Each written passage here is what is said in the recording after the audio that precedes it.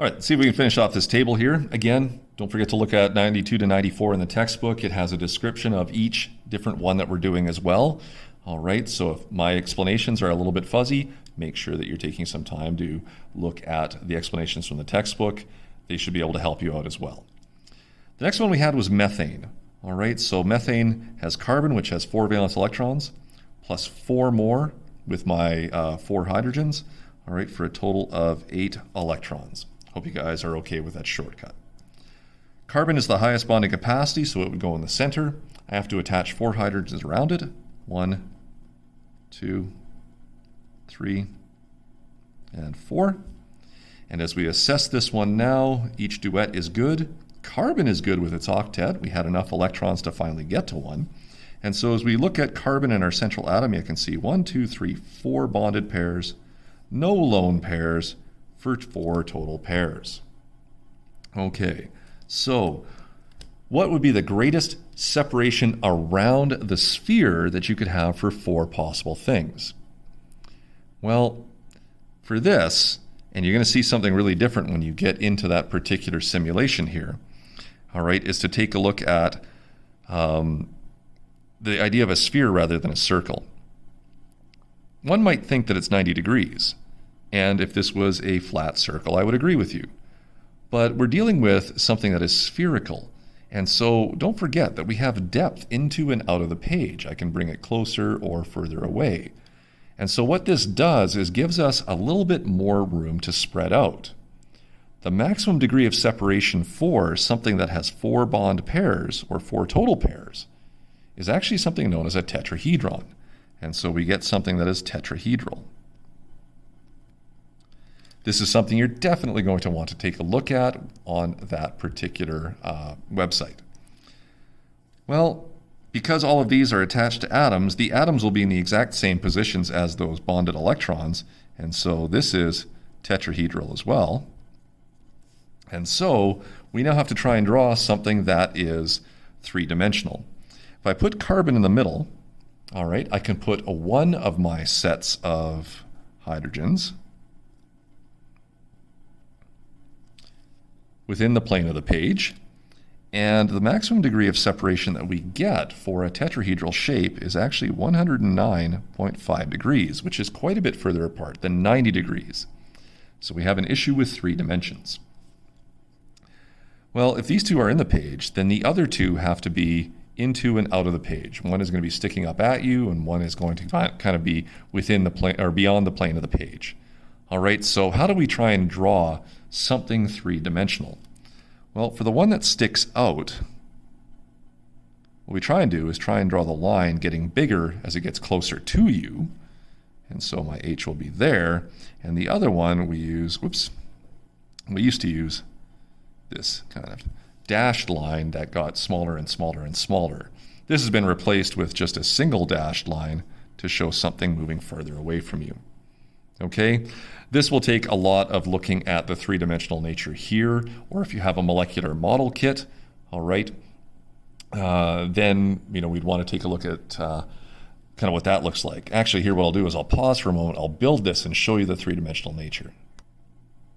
Okay, so here I have a molecular model kit. The black guy here is going to be carbon, the 4 green guys, 4 green guys there. That's going to be our hydrogens, and these little sticks here are going to be our bonded pairs. All right, so again, we had 4 bond pairs when we took a look at this one, so I need to start attaching things. Okay, so there's, oh, sticky. All right, there's one. I'll attach that there. Okay, here's another one. We'll attach that there. And you can kind of see that we have the 2 that were within the plane of the page. Now I have to put 2 more on here because I had to attach 4 hydrogens around this. And so you can see that I have one that is kind of sticking up towards the camera here, or towards you, or above the plane of the page. The last one that I have to put on here, of course, would have to stick below the plane of the paper. And so you can see you got something that looks like a jack here, of the ball and jacks kind of game, or pickup jacks.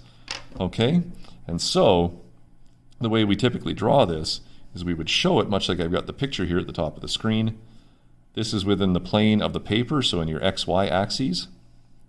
And then you have another kind of boomerang shape here, which is kind of hard to see. All right, there, in which you have something that is closer to the observer or sticking out of the page, and something that's far away from the observer or into the page. And so you end up with this three-dimensional shape in which you get greater than 90 degrees. Oops, try and show that better. You get actually 109.5, almost 110 degrees of separation if you go 3D. Okay, so there you go. This is a tetrahedral shape, and you'll see that on that particular website. Does a really good job of it. Something else that we should take a look at here is you'll notice that the electron geometry and the overall molecular geometry or atomic geometry is the same for all of these. So why do I have all two? Or why do I have two different types?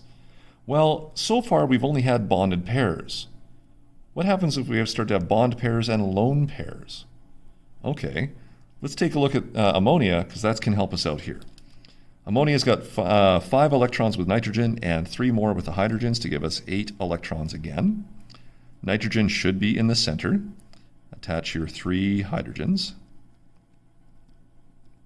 That uses 6 of the 8. Duet, duet, duet, that's all good. So the only place that extra 2 electrons can go would be on the central atom. Now if we assess this central atom right here, you can see that you have 3 bonded pairs with your hydrogens, 1 lone pair for your nitrogen, for a total of 4 pairs. Well, the best way I can separate out 4 pairs of electrons around any molecule is to go with that tetrahedral kind of shape, except in this case, we only have 3 of them. All right, and so that is still tetrahedral.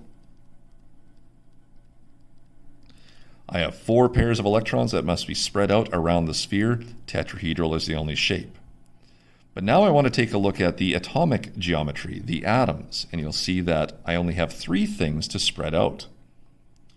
What's the best arrangement for 3 atoms? Well, that would be something that is trigonal. Okay, but you might notice in this case that you have something that is in the shape of kind of a pyramid. It's a 3-dimensional triangle that we ended up getting. All right, so it's not trigonal planar this time, it's trigonal pyramidal. And so what does that look like when we do it? Well, you still have your nitrogen, and then you have 1 hydrogen here, a hydrogen sticking out of the page here, and a hydrogen into the page here. There's still a lone pair on the central atom, and so you can see that there is a different separation for the number of electron pairs versus the separation of the 3 atoms that we had around it. So now we get into a situation in which there are 2 shapes that we can talk about, one for the electrons and one for the attached atoms. So this brings us to a point that I want to try and make. If there are no lone pairs, the 2 shapes will always be the same. The moment we get lone pairs, the 2 shapes will be different. And that's kind of the takeaway as we get through the first 4 examples here.